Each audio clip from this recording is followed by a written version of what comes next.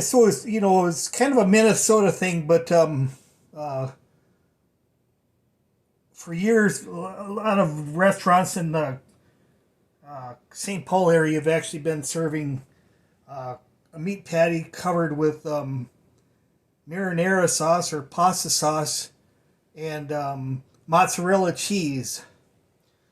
And it's commonly referred to as a hot dago, but there has been a few issues regarding that name and being derogatory, and I'm sorry if it offends anybody in the Italian ethnic group, but if you live in St. Paul, you probably have heard it referred to as that, or if it in more sanitized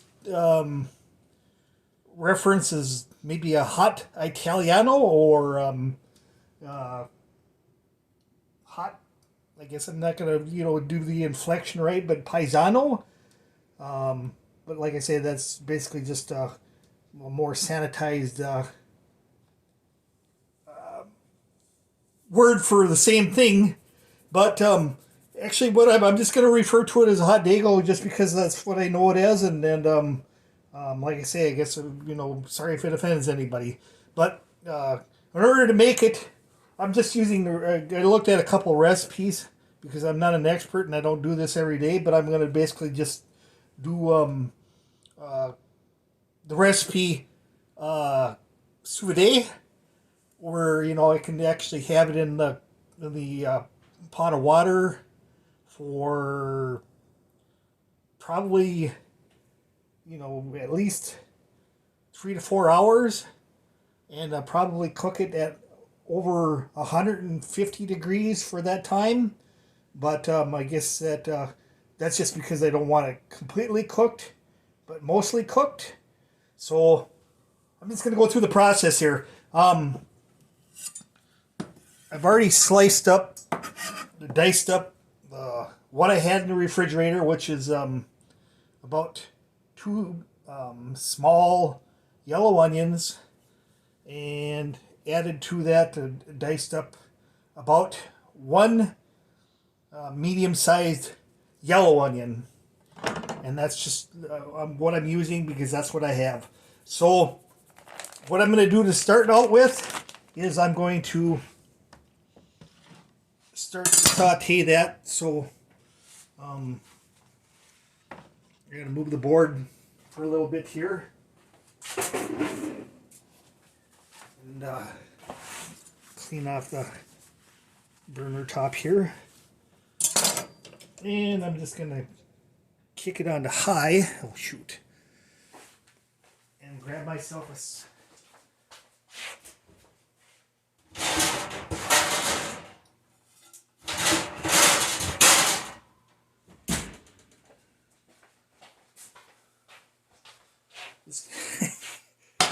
use this large cast iron saute pan.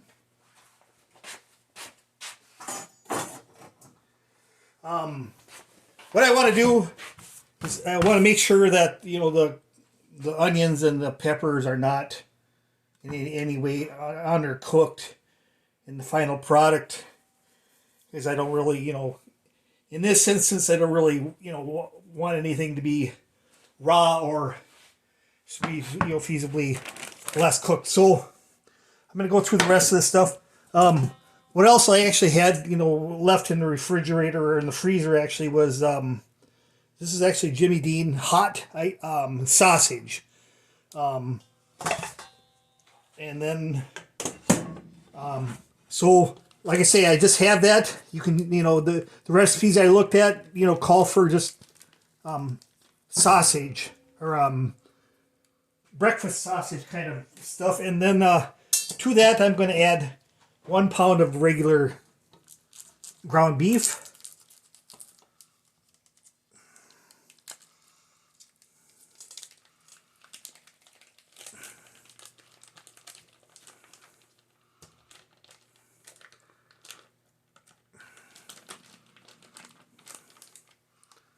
And then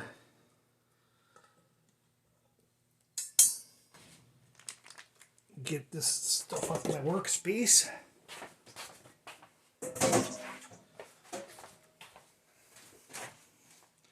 In addition to that, I'm going to add some regular Italian sausage.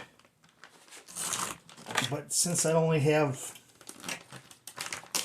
links, I'm going to have to cut them open and just remove the sausage from the casing. And in theory, what the recipe is calling for is about 1 pound of Italian sausage. So this is actually, I think, for food service quality Italian sausage made by Johnsonville. You know, so you wouldn't normally see it in a regular store because it's a little bit smaller than an Italian sausage might be, you know, that you get in the store. Because I don't know, you know, I guess I don't know the reason for that, but it just is.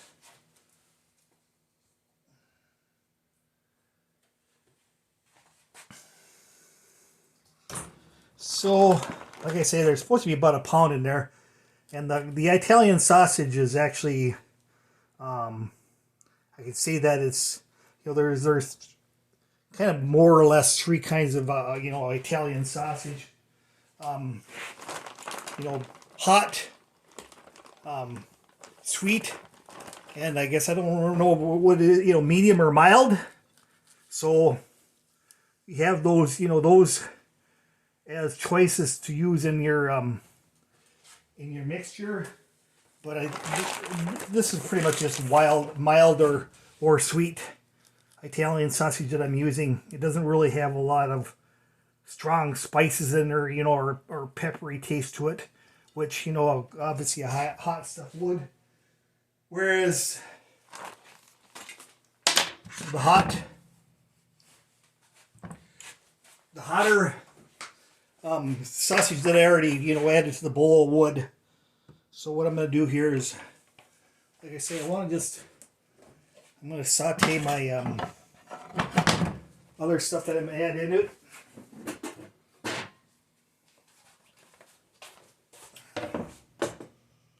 And while I'm eating, I guess that I'm going to, the recipe calls for about 3 eggs, but I'm just using previously freeze-dried eggs mixed with water, which it's just eggs. So anyway, I believe my pan is probably about hot enough to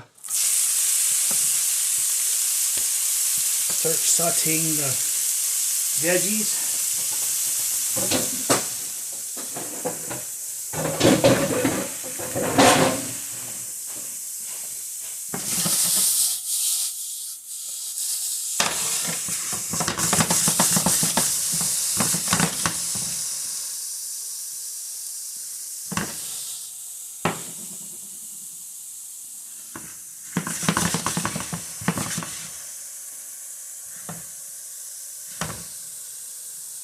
And so, may have to come back to this after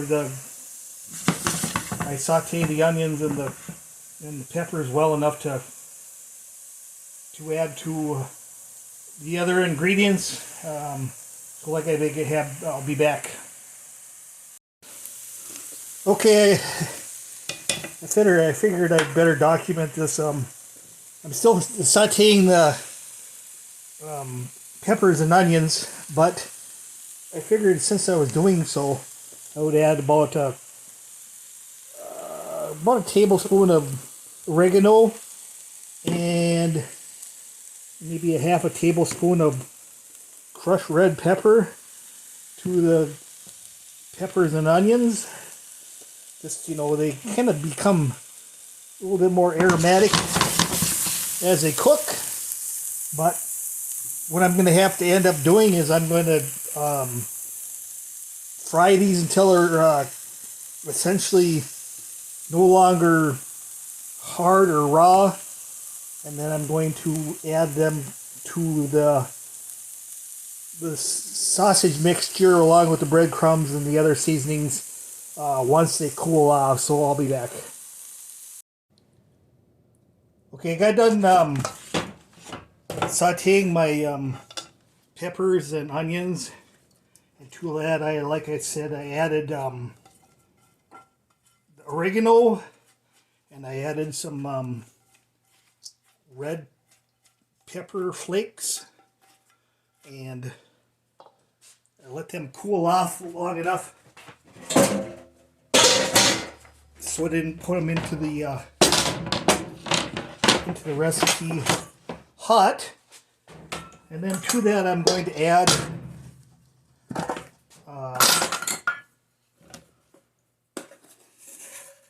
about a cup and a half of breadcrumbs to start with.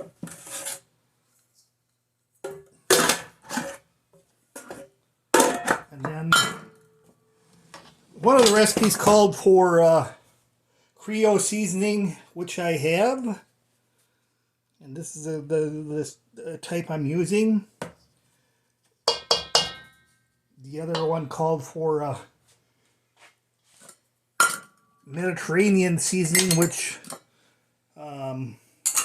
obviously I don't have. I do believe that was actually the person that posted the recipe. That was actually their own personal seasoning. So I don't actually obviously have any of that. So what I did, I was going to start out with about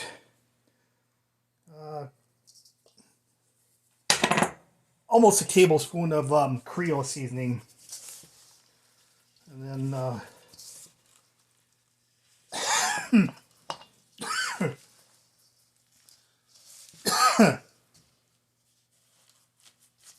I don't know about you, but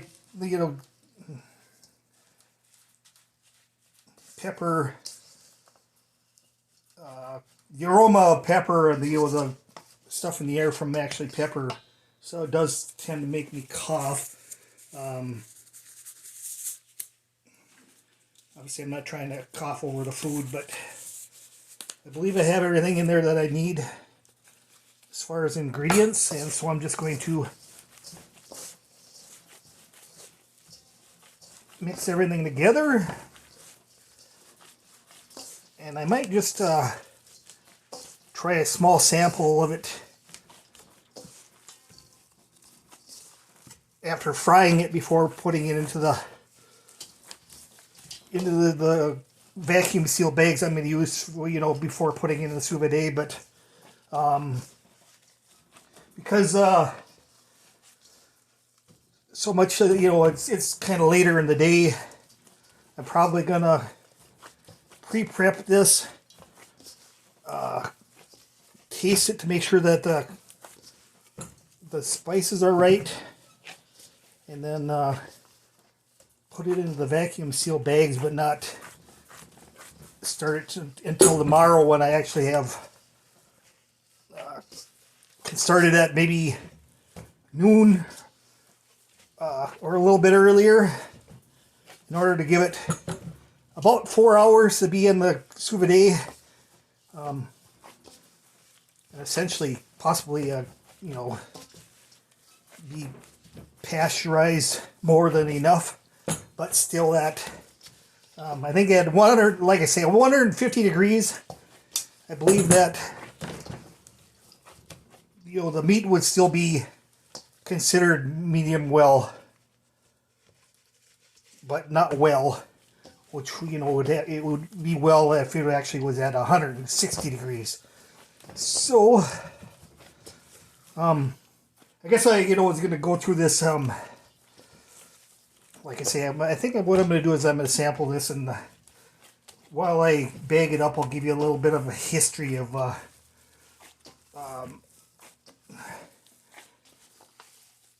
what governments have attempted to do regarding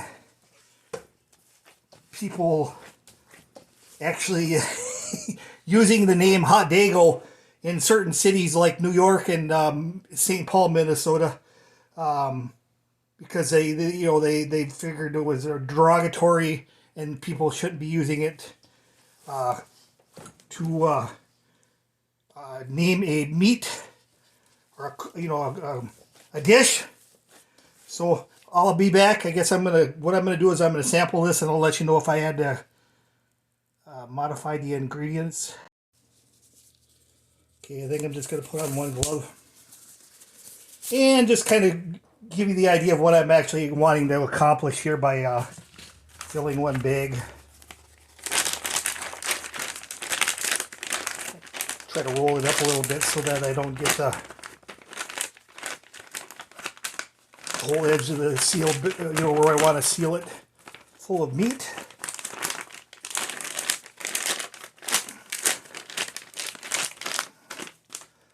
And I'm just going to grab a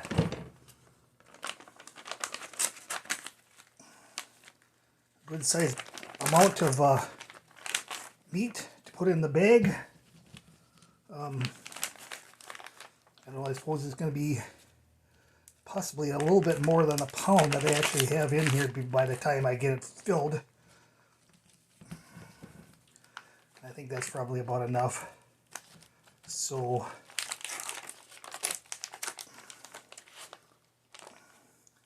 I'm going to take off my glove because I don't want to be patting the outside of the bag with a greasy bag or greasy gloves. But what I'm wanting to do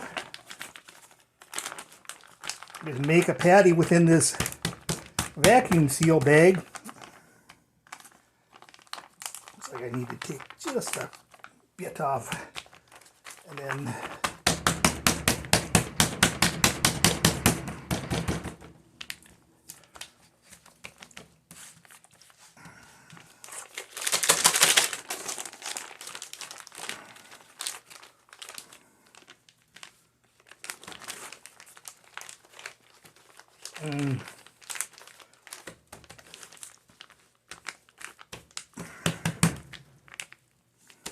okay, so what I have is something that looks like that. It's actually maybe a little bit too large for a single slice of bread, but you'll see when I get this done. Essentially, after it's cooked, it usually goes on to some kind of crusty bread. French bread is usually a good candidate. You basically toast it, and so it's relatively crispy. Another one that I thought of is actually, which I really like, is English muffin bread, which if you know what the size it is, the meat in this bag would actually be a little bit bigger than the English muffin bread. So I guess I'm going to just go with what I have, which this is actually a nice sized patty, and it'll actually come out cooked in this shape once I get it out of sous vide, even if it's at 4 hours at 150 degrees. But the nice thing, or the whole reason for doing a sous vide, is because when you cook stuff in there, it'll actually it breaks down the meat, and so even if it's a hamburger, it can be more tender. And then outside of the normal recipes, what they usually do is they would call for this to be fried in a pan till it's browned, or the meat patty, and then they would take that meat patty and then put it in a crock pot with the marinara sauce and let it sit in the crock pot for several hours. And so I'm kind of just doing something a little bit different here. I'm just going to do it in the sous vide, and then I'm going to just basically take the hot marinara sauce, pour it over the top, put the cheese on there, throw it under the broiler, and it's ready to serve. So I'm going to just vacuum seal this bag, and then, before I put it in the sous vide, I'll basically show you what it looks like. But so far, this is what I'm kind of envisioning is, a big square patty like this, which will actually fit on a piece of bread. And the reality is I may end up using sourdough bread, which is actually big. And, I can actually place it, this patty on the sourdough bread. And, sourdough bread is not that much smaller than the patty. So I'm going to vacuum seal this, and I'll basically be back once I put it in the sous vide and kind of give you a history of, like I say, things that governments have tried to do to prohibit businesses or entities from using the name Hot Dago or anything Dago in it. Thanks. I'll be back. Okay, I've yet to put this in because you can see that the water isn't quite up to temperature yet, but I'm going to give it around 4 hours to actually be in the sous vide at 150 degrees. At that point, I assume that because of shrinkage or the cooking process, the meat may shrink maybe an inch or so, and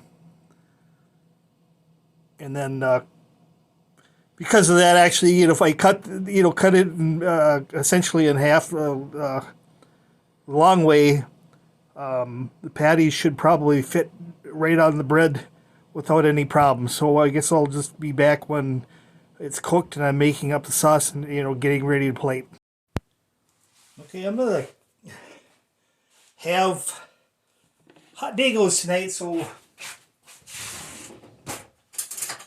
in order to finish them off, the meat is actually in the sous vide still, but I need to get some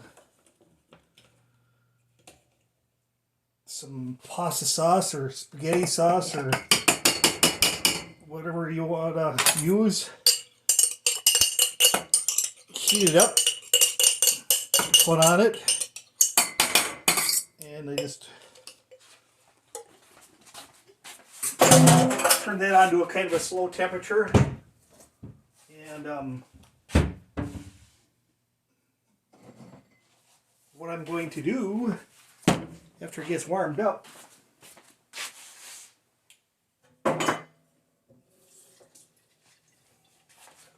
I'm going to add a little bit of cornstarch to it to tighten it up a little bit more.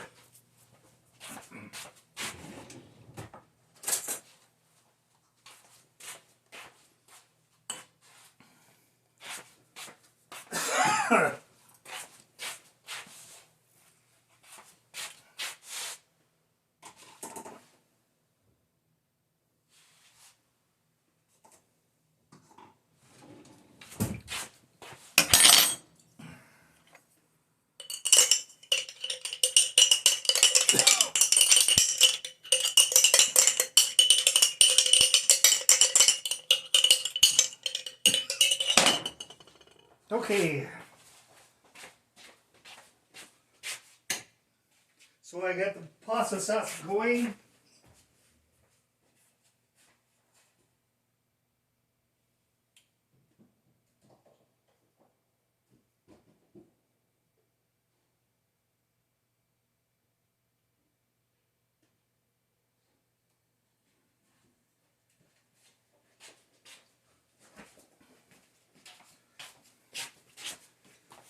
Here's the main ingredient. The hot dago, or the meat, which is going to go on the bottom. What I got to do though is you can see that all this is pretty much liquid or grease, And so I'm going to try to drain that off. I think I'll just kind of a hole in the bag and then just, set it on a bowl so that it can actually drain out. And then once I take it out of the bag, I'll actually wash it off.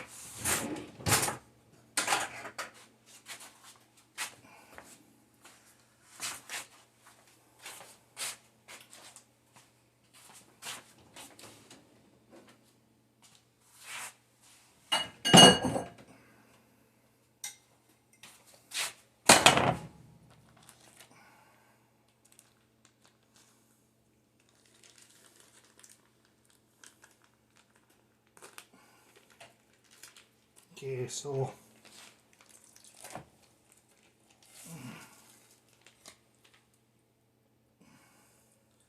going to let it drain for a little bit. What I had done in advance is I'm actually using what's called butter bread, brownberry country style butter bread, which is this. Not necessarily the most crispy bread in the world. It's meant to be moist, obviously, and hence the name butter. But what I decided to do is I had the broiler going right now in the stove, and I just stuck the bread in the toaster first, and then stuck it in the bottom of the broiler to kind of crisp it up, so that it be crispy rather than kind of soggy bread that you put the meat on. So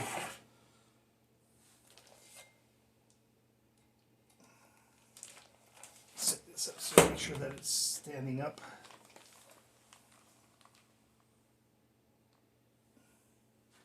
And we get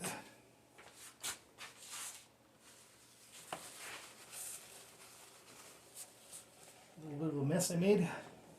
Okay, so not many steps left to this.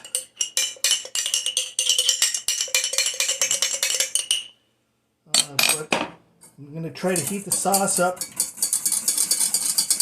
Make sure I stir it so it doesn't burn.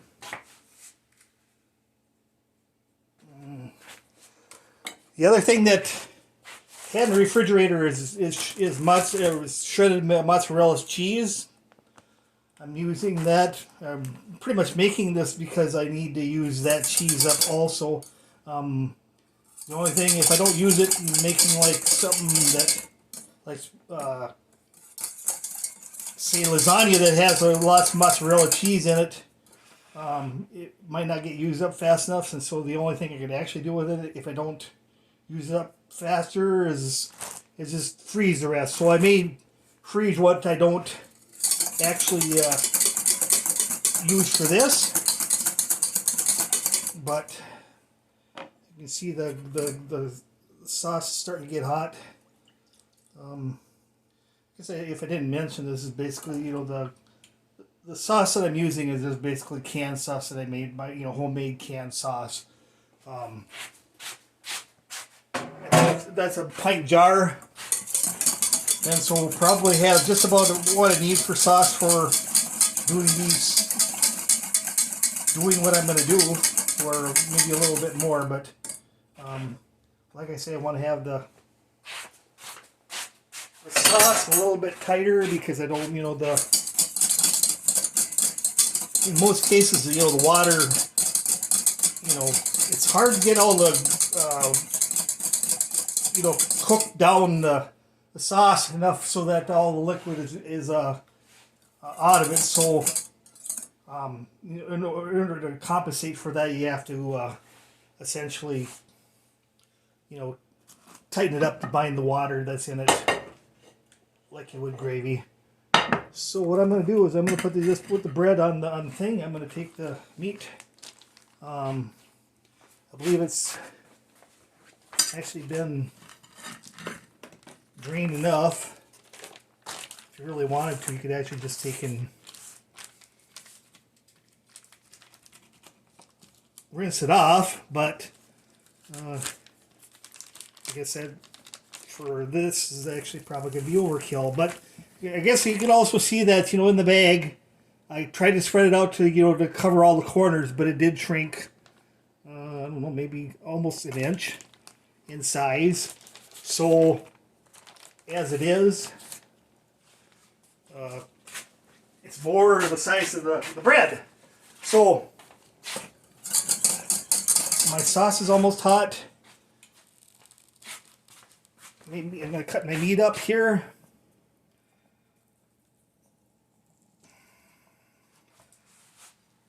I decided to do it in the sous vide at 150 degrees. So,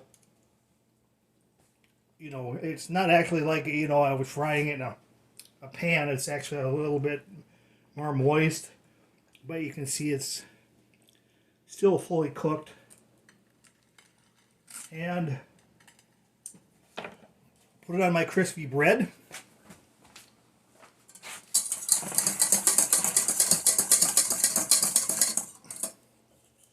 Make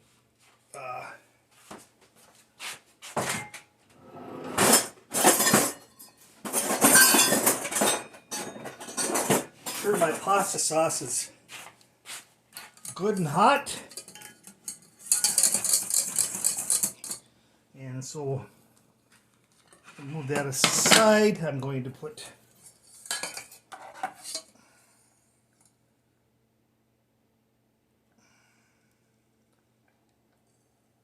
the sauce on it. Looks like I could have tightened it up a little bit more, but I still can eat it the way it is. So I'm gonna add a liberal amount of cheese, and I got the broiler going already, so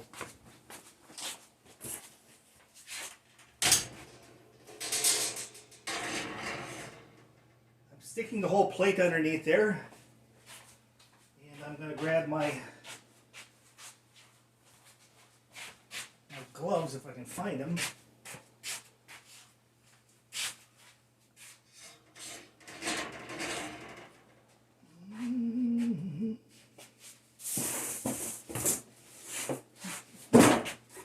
And when I do them, I can't.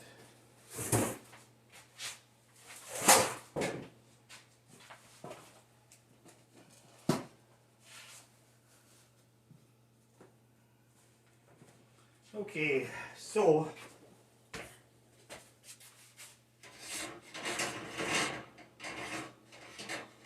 obviously the plate's going to be hot. I guess I was going to give you a rundown on kind of some of the history with the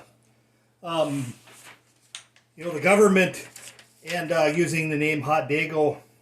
2007, the director of St. Paul Human Rights Department decided he was actually going to try to outlaw or remove the name Hot Dago, or not allow it to be used in any restaurants by just, making it a city ordinance. But ultimately he was sued by a business and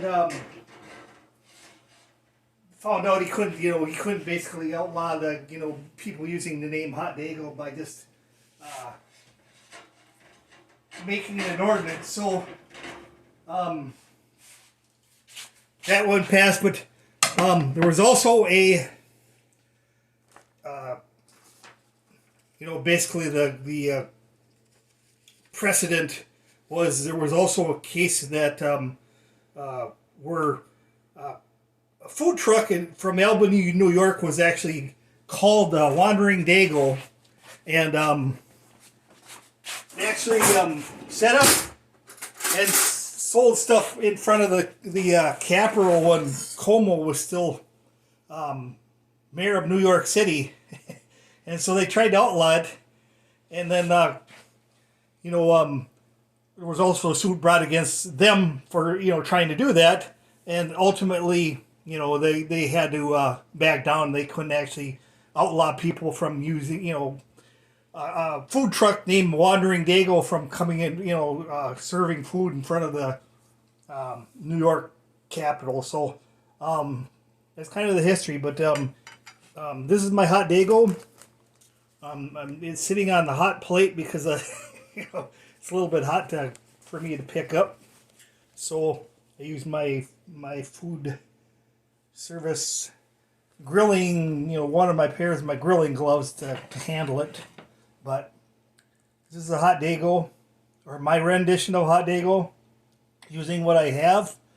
The other thing you could actually do, say if you had the meat already cooked, you could just drain the whole works and possibly mix the sauce and put the cheese on top of it and put it back in the bag and freeze the whole works, and then just throw it back into the sous vide for whatever. I mean, hour or two, and you'd actually have a patty covered with meat and cheese, and it wouldn't look much different than this.